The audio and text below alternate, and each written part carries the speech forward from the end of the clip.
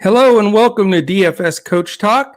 I am Joe Sarvati, affectionately known as Coach, and I am joined by my playing partner, Mr. Andrew Hansen, and we are here to recap a bit of the Ryder Cup and then dive into this Sanderson Farms Championship. Andrew, how are you doing, and did you enjoy that Ryder Cup? I'm doing well, thanks. I sure did. What a record performance from the U.S. Man, they just pulled it together, played awesome. Very impressive. And I guess Sergio is going to be the key connection here. He played well for his side, but his teammates kind of let him down. But he'll be the defending champ this week. So he's the segue. Absolutely. Yeah. I mean, other than Rom and Sergio, it was almost a shutout. We just hammered them. So it was fun. And, it was, if for those that listen to the Ryder Cup pod, we did great and cashed everywhere, had some really good finishes. But it could have been monster if I would have listened to myself and went with DJ, because DJ, we said right on the podcast, he's one of those guys that could go 5-0 and win it for you, or he could bust. But I didn't do the 5-0 win it for you theory. Yeah, I know. I hear you. We talked about his course history there. Yeah. And he turned it on, played awesome, great partner with Morikawa. And they were a tough match. And DJ just, I guess, he got all the ribbing being the oldest player on the team. Yeah. And he just, channeled it and played awesome. I'll tell you what, if you're for any of the majors, you got to watch the Golf Channel and listen to Brandon Chambly. He has the best insight.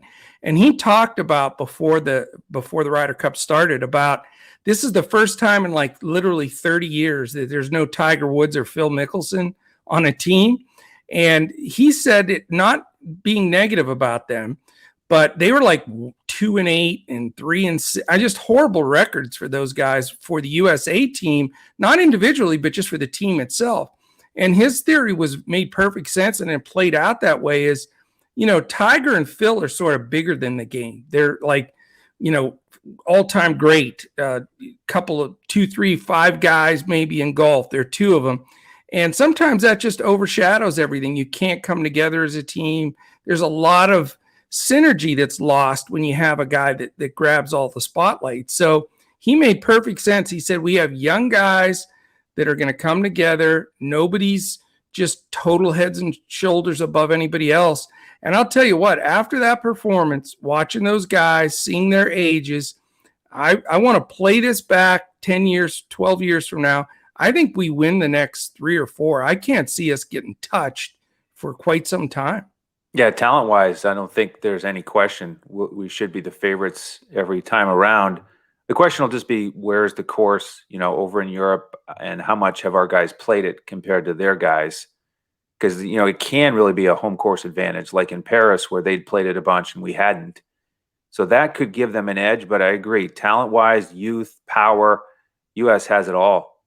Yeah, and some of the better players, too, for the European side are getting super old. I mean, how long can Sergio keep going at that rate? And you just have guys on that squad that are going to be fading out, the Shane Lowrys, and there's a lot of guys I don't think that will be on the team next Ryder Cup. So I'm excited about it. It was really profitable for us here at Coach Talk. Great event, man. I think I watched mostly every shot. I was just glued to it. And even when it was a blowout, I just loved it. Yeah, I mean, the pageantry, the red, white, and blue, and the course. What a beautiful course with some straights. Made for great television with just those amazing scenery, the wind. I mean, it was, what else could you ask for?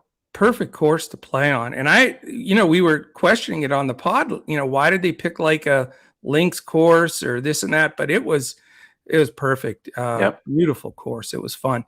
All right. Good stuff with Ryder Cup, but let's get into, we start this busy stretch now, PGA, and some fun events and some events where we can take some of our value guys, and especially the Andrew value guys that always seem to get in there. And we're teeing off at the Sanderson Farms Championship. It's at the Country Club of Jackson. It's in Jackson, Mississippi. And I'll tell you, I've been around that area, and the golf courses down there are lush and beautiful. I love Mississippi Gulf. Very, very beautiful. It's going to be a great tournament. A lot of good entries. Sergio's playing. I know that shocked both of us because we didn't know if he'd tee it up, after the Ryder Cup, but he's the defending champ and he's playing.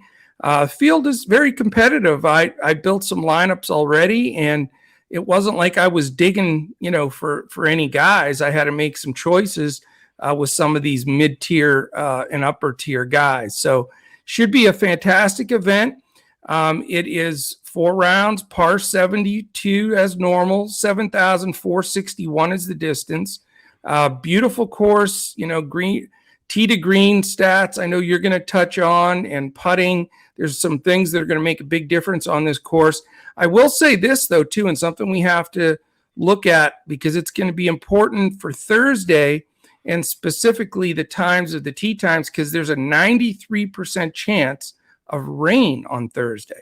So Friday, Saturday, and Sunday should be pretty good. A little bit of chance on Sunday, but mainly Thursday's weather could affect, the tee times. And if, you only get 2 rounds before the cut, and we have a regular cut here, so we're going to pay close attention to that. And if you want to follow this through to the tee off time, jump in dfscoachtalk.com. You can become a member. Even if you just join for the 3 or 5 day pass, you can get all of our golf information, specifically with that weather, so that we can really focus on the guys that are going to have better tee times that will help them get through the cut. Yeah, and you talk about the lush course and the length, and you mentioned putting, and that is one of the key stats here because there isn't a lot of trouble on this course. There's 56 bunkers, there's water on 5 holes, but it's not extreme. The rough is only about 2 inches long. So it's long. It's more about overall driving and then your putting, because this course has one of the highest 3-putt percentage set of greens on the PGA Tour. So we'll get into some of the stats here about strokes gained off the tee and strokes gained putting, and hopefully that'll give us an edge. Definitely. I think that is key. I mean, a lot of this, and some tournaments aren't this way, but this tournament for sure I found to be is probably going to be won and lost on the greens. I think, you're going to see that stat come Sunday is, who has the most length of putts made, who has the least 3 putts or no 3 putts. Those are probably the guys that are going to be right up there because, 74-61 is pretty long, but it's commonplace for these guys now. I mean, they're so used to it, and they're not going to be brutally penalized, if they do spray it a little bit like you are in some events. So I think we'll see some good scoring depending on the weather. That's always the tricky part of it, and knowing Thursday is going to be a little iffy, we definitely want to keep track of that. Let me throw a couple of guys at you here that have been top 5 finishers the last 3 years in this tournament that are playing. Now, some of the guys are not, so I've eliminated them. So, take note of these as you're listening, because some of them are a little expensive, some of them are mid-tier, and some of them are very cheap. So if you believe in recency, these are top 5 finishers that are playing in this event that played here the last 3 years. Sergio, of course, we know is a defending champ. Malnati, one of your guys, is in there. JT Poston, Keegan Bradley, and a guy that I have a tendency to move toward is Norlander. I think he's got some up-and-coming talent. And then you've got Munoz, who won it 2 years ago, M. Ortiz, and your buddy Strillman. So those guys are all in play. And then 3 years ago, you've got the second place finisher, one of my favorite players on tour, Corey Connors. And then Burns, who is, and I won't even quiz you on this one because I was so surprised I got to share. Burns is the favorite to win this tournament. Can you believe that? Yeah, before I looked at his DraftKings price, he was popping up on some of the stats, and I was, interested in him, and then disappointed to see that he was most expensive. I know, most expensive and favorite in Vegas. Amazing. And then Carlos Ortiz. So Carlos has 2 fourth place finishes out of the last 3 years. So you got to like that. So that's the group of guys: Sergio, Malnati, Poston, Bradley, Norlander, Munoz, Ortiz, Strillman, Connors, and Burns. Keep those guys floating around because they all are good, fit-ins for building a lineup. And again, their pricing goes everywhere from low 7s all the way up to 11.5. So you've got all kinds of different options there. Yeah, and it's a perfect introduction to the stats here that I wanted to highlight, because a lot of the guys show up in the top of the rankings. If you look at those last 3 years on this course in this tournament, the winning player has been first, fourth, and second in strokes gained off the tee. So I looked at that stat from last year on the PGA Tour. Did you know that the highest ranked player in strokes gained off the tee who's playing this week is Sergio Garcia? Wow. He was third last year in that stat. And so no big surprise. He won it. He's back. He likes the course. And then next, Corey Connors, 8th in that stat.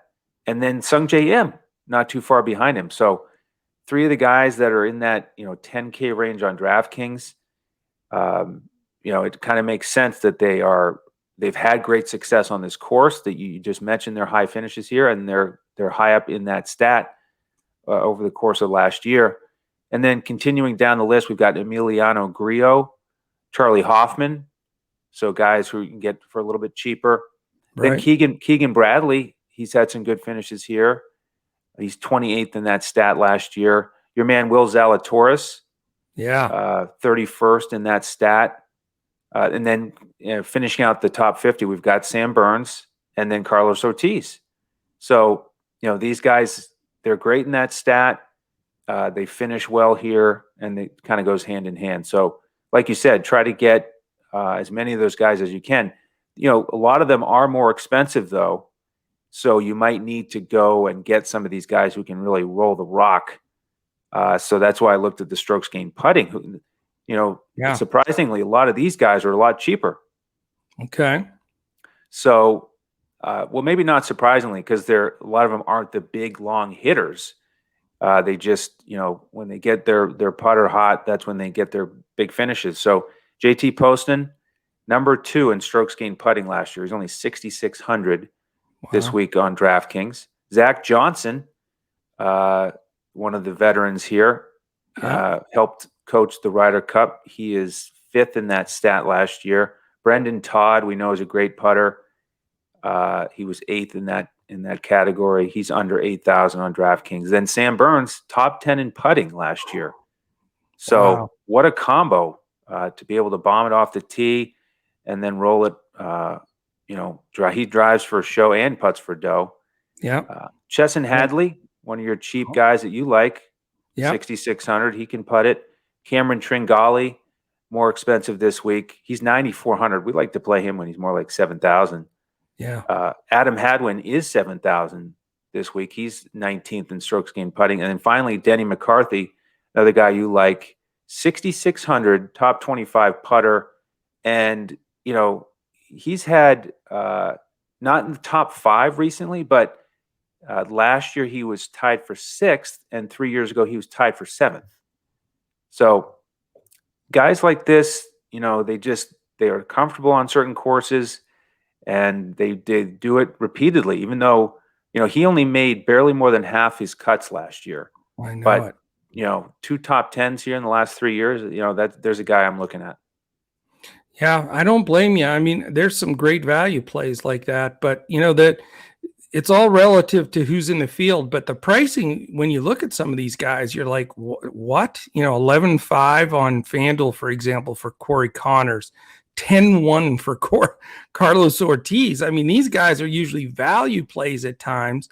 Not Connors as much, but an Ortiz or guys like that are usually pretty cheap. But you're not going to find that. But Vegas is not stupid either. I mean, they know what they're doing. Sam Burns, as you said, I mentioned him as far as he's got a 3rd in this on this course 3 years ago. So he's got a great finish here. You mentioned him in both stats. I mean, you look at his past performances last year as far as cuts made and everything. He's been terrific, so he deserves to be. But let me give you a quick rundown on the favorites. Again, Sam Burns, a slight favorite at 16-1. So there's no chalk here. I don't think you're going to see chalk.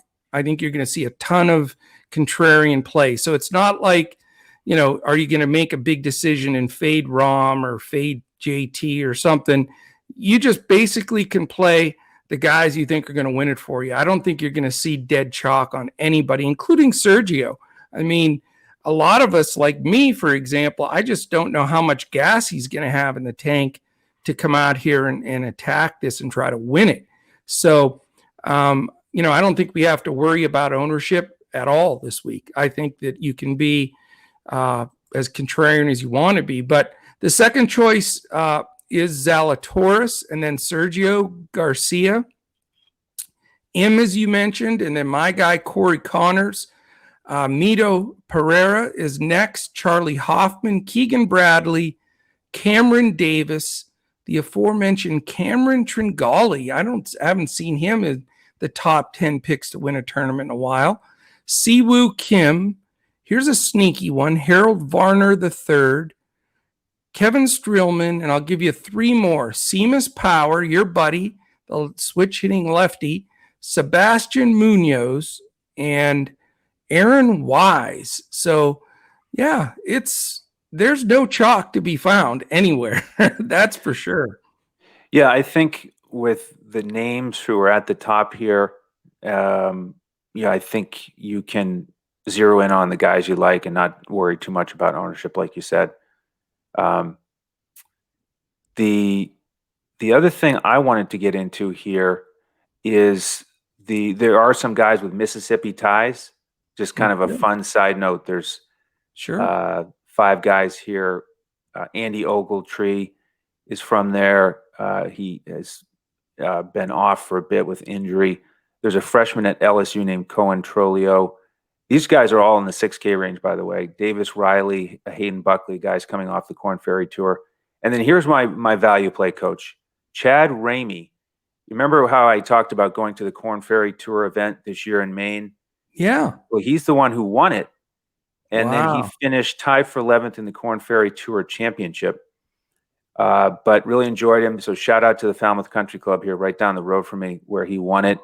And now he's playing on the biggest stage. He's 7,000, so he's a little bit more expensive than these other guys. But from Mississippi, he's got that win under his belt, and now he's a full member of the PGA Tour. So I kind of like him as a guy to add that maybe won't be quite as popular with folks who aren't tracking the Korn Ferry Tour. I like it. I've got a Korn Ferry pick for myself here too. Oh, excellent. Yeah, I dug down and did some research on the Korn Ferry group of guys now that have their cards that are all on there and see if any of them can make a dent.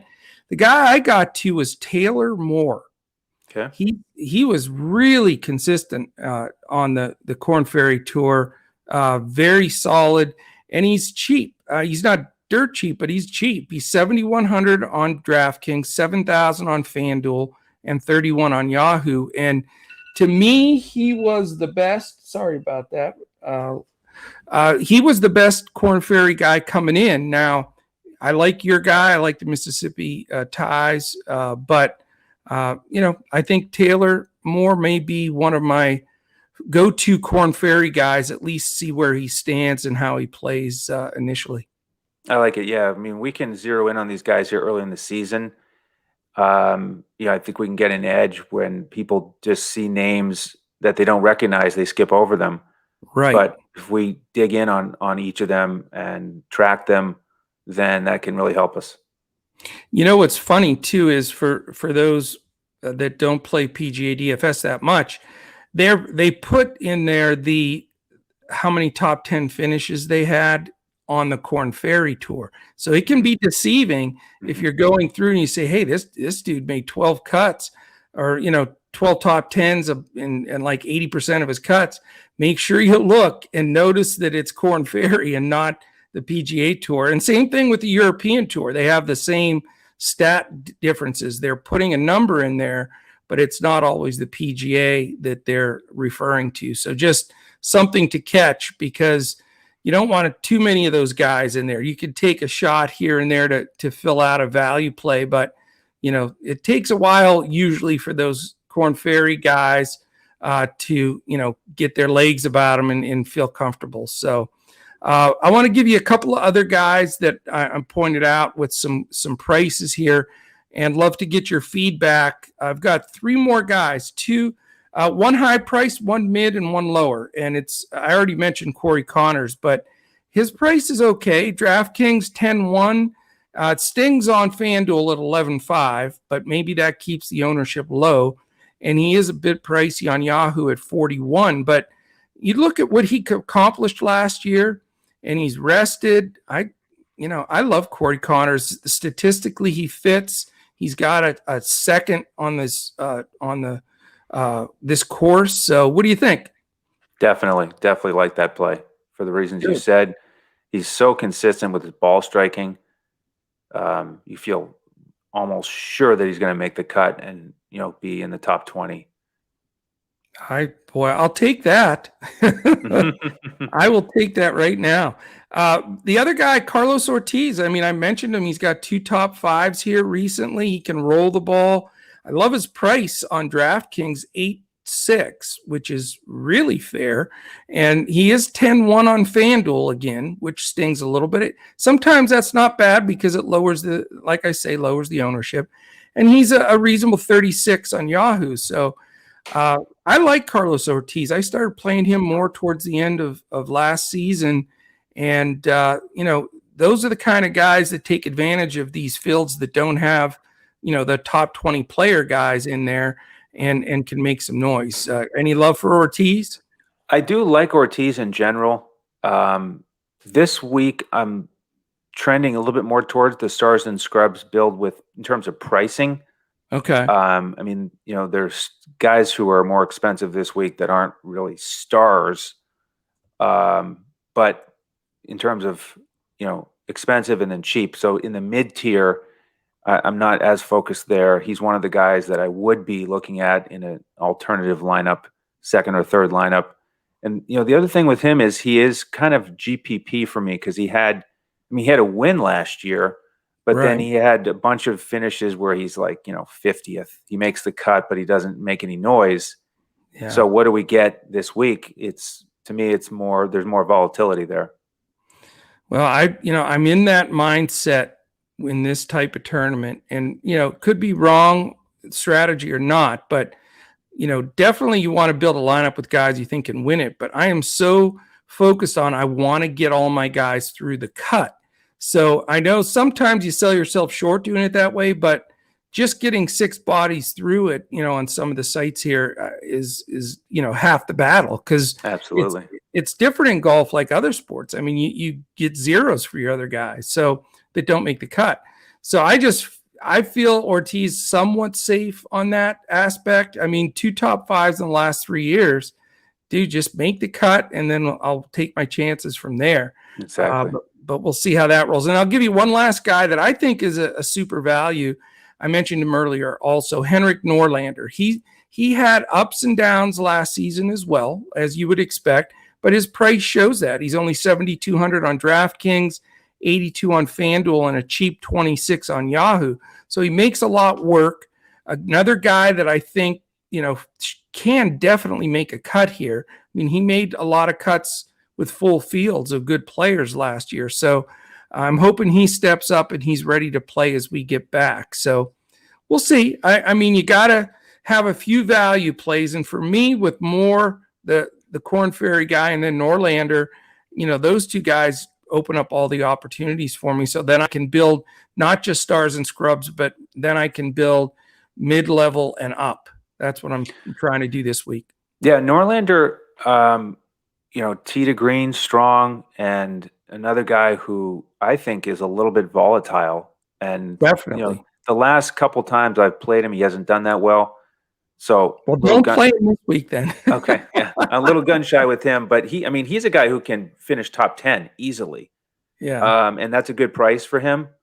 So I'd probably rather play, if I could only play one maybe I'd go with him over Ortiz just because he's a lot cheaper out of Yeah. those two guys. But I mean, I think Ortiz has better game overall.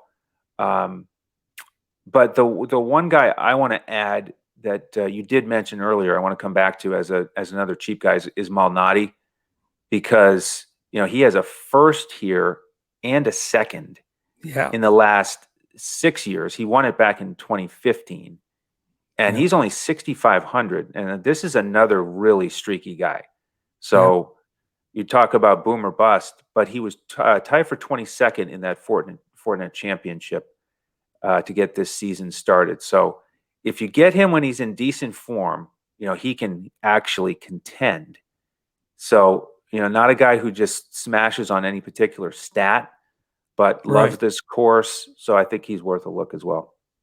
I love it. I actually have him in my GPP build right now because, again, he's one of those guys, like you said, some of these guys, and anytime we're playing the Corn Ferry guys, I mean, you're talking about guys that, can have a top 10, 15 finish if they're hot or they don't make the cut. So, yeah, that's where you just got to roll out a few different, combinations in the GPPs. And I'll tell you, the contests aren't bad. I was expecting, with all the big boys out and, the Ryder Cup last week and everything, it would be weak. But I think the momentum of everybody playing the Ryder Cup and playing golf, there are more contests, and there's a lot of people entered in some of them already. So, even though we're posting this on Wednesday afternoon, we'll have all of our picks out in our Discord tonight, and then the tournament starts tomorrow.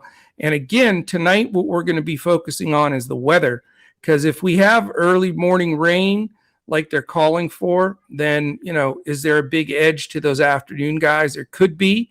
Or is it something that, they're not going to get a full day in, and then the afternoon guys may get pushed to playing extra holes on Friday? So we're going to look at all of that. Best way to check it out, if you're listening to this and you're in a PGA and you want to check out Coach Talk, go to dfscoachtalk.com. We have all kinds of different memberships there. We're about to post our NBA memberships that are coming up because we're 20 days, I believe, from the start of the NBA season. But when you join Coach Talk, if you're joining to check out the PGA this weekend, you get everything that we've got. MLB, NFL, PGA, and then NBA's coming up. So you get all of it. We don't, put memberships out for each individual sport. So come try us out. Love to have you. If you're watching this on YouTube also, real important for us, hit that thumbs up. Just take a second to do that. Hit the subscribe button, and in the top corner, you'll see that bell. That just gives you an alert whenever any of our podcasts post. And we've got podcasts for all four sports that are coming out. Andrew and Joe and Crash do a fantastic job with our NFL pods. Definitely want to catch those, and they're for the slate Thursday, Sunday, and Monday. And then we have some big NBA preview pods coming.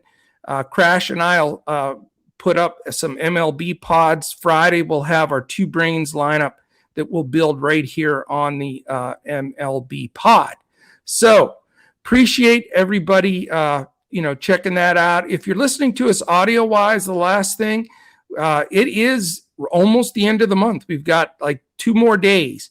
So you can qualify to be picked for a free full week membership at DFS Coach Talk. All you have to do to qualify is if you listen to us everywhere podcasts are heard, Apple Podcasts, Spotify, iTunes, Podbean, Stitcher, iHeart, anywhere, just take a second, hit 5 stars, put a little comment, and our man Joe Stanton will be hitting that randomizer in 2 days here to pick one lucky winner for our all access 5-day pass. So we'd love if you did that for us as well. That's right. Yep. Join us. Football podcast coming up later tonight. We'll have the showdown for Thursday. So tune in for that. And good luck with your golf lineups this week. Fantastic. All right. We appreciate everybody checking it out. Listen in, shoot some comments here on YouTube, or, check us out on Twitter. We're at DFS Coach Talk. I'm at Joe Sarvadi, JoeSarvadi. Andrew is at Language Olympic. We're on there all the time, and we're in Discord all the time too. So to jump in our Discord, just shoot us a message at DFS Coach Talk, and we'll get you in there as a member, and you can check us out. So appreciate it. Thanks for joining us this week. Enjoy the golf. I know it's going to be a bit of a letdown after the Ryder Cup, but still some great golf and wide open tournament. Anybody could win this one. So enjoy it. Let's make some money at it and have some fun. And we'll catch you again tomorrow for football, next week for baseball, later this week, basketball, football, you name it, we're going to be there. So we are excited, and check us out here. Definitely subscribe to our channel, DFS Coach Talk, and you can get all the podcasts in front of the paywall. So thanks again. Have a great day, and we'll see you again tomorrow when we look to crush it in DFS.